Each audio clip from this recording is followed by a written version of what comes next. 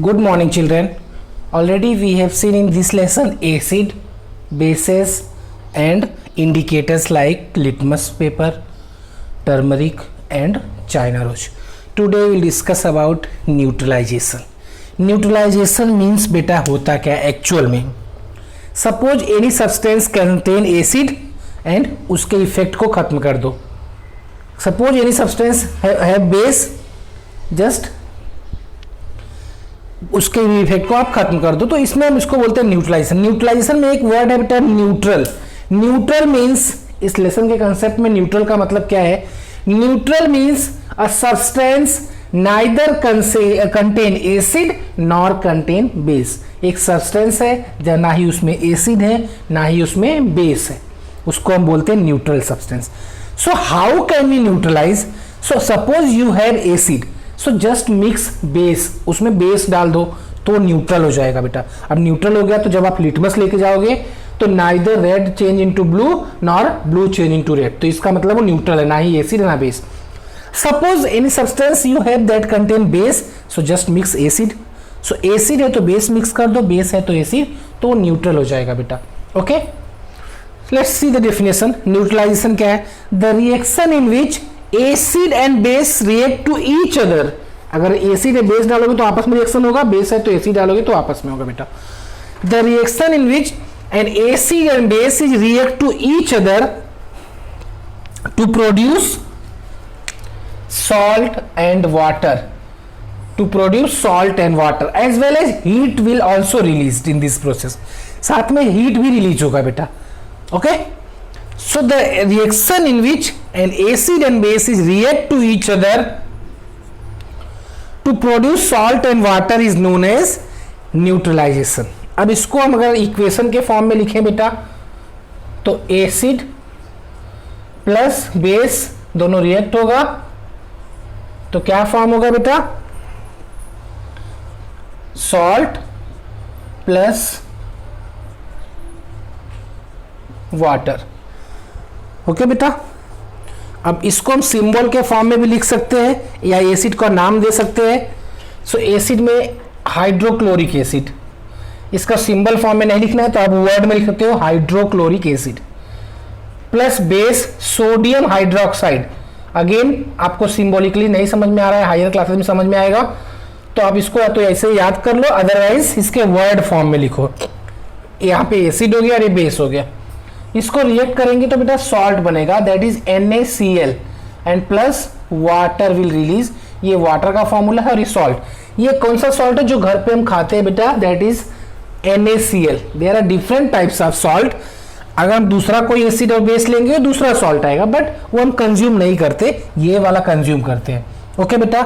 So neutralization is a reaction in which acid react with base to produce salt and water. Okay beta. So symbolically we can say that acid plus base react to each other form salt and water.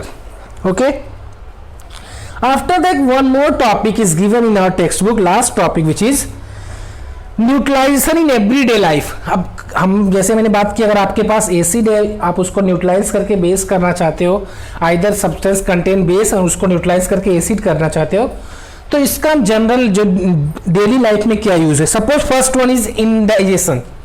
पहला आपको क्या बताया, just see in text book. Indigestion. Indigestion means what. In second lesson we have discuss that our stomach release hydrochloric acid. When excess acid is release in our stomach, हमारे stomach में अगर excess acid release हो जाएगा तो हम क्या बोलते हैं, एसिडिटी हो गया.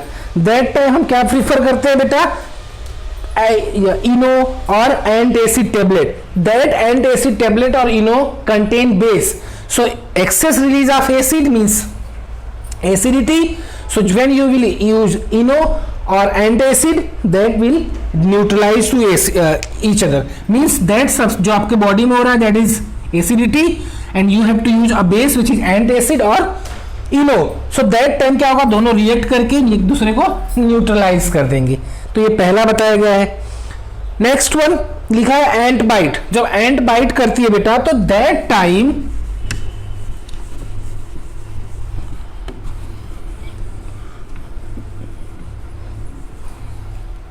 जब एंट बाइट करेगी बेटा तो that time it release a acid that is known as formic acid. ये आप याद रखना, फिल इन द ब्लैंक्स या वर्कबुक में पूछा होगा। So it release formic acid बेटा। तो उस फॉर्मिक एसिड के इफेक्ट को खत्म करने के लिए हमें क्या करना पड़ेगा, इसमें बेस लगाना पड़ेगा। That base you can use baking soda, खाने में यूज होता है, घर पे प्रेजेंट है।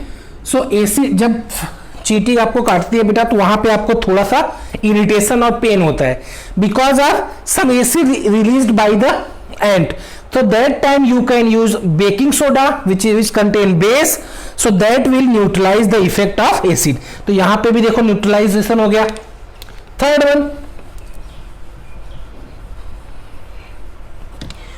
वन बेटा सॉइल ट्रीटमेंट। अगर सॉइल में सपोज फार्मर सॉइल में यूज करते हैं एग्रीकल्चर के लिए, अगर इसमें एसिड है तो प्लस बेस यूज कर देंगे, and if it is more basic in nature then use acid. तो इससे क्या होगा बेटा, हम उसको न्यूट्रलाइज कर सकते हैं। Understood? If the soil contains too much acid then use base, so it will neutralize to each other। either if soil contain most too much base then use acid। तो इस तरह से हम न्यूट्रलाइज कर सकते हैं। Last one is factory waste बेटा। Generally क्या होता है फैक्ट्री वेस्टेज में,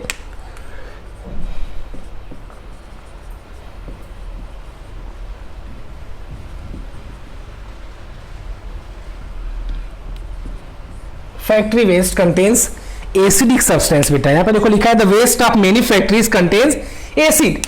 सो factory wastage contain acids. So if we will allow that wastage to flow into water bodies, अगर उसको हम ऐसे बह करके पानी में जाने देंगे तो क्या होगा, aquatic animals present in water वो क्या हो जाएगा, डाई हो जाएंगे, तो क्या मर जाएंगे। तो हमको क्या करना पड़ेगा, animals like fish and all. So before disposing it into a water body just mix with base and neutralize the effect of it। so when we will neutralize, okay beta, factory waste generally contain acid when it will allowed to flow in water bodies that may be kill by fish like animals present in water bodies। so that time before disposing it into water bodies just mix some bases and that base will neutralize the effect of acid, and that time you can allow to dispose in a water bodies। understood beta? so these are the everyday life neutralization reaction।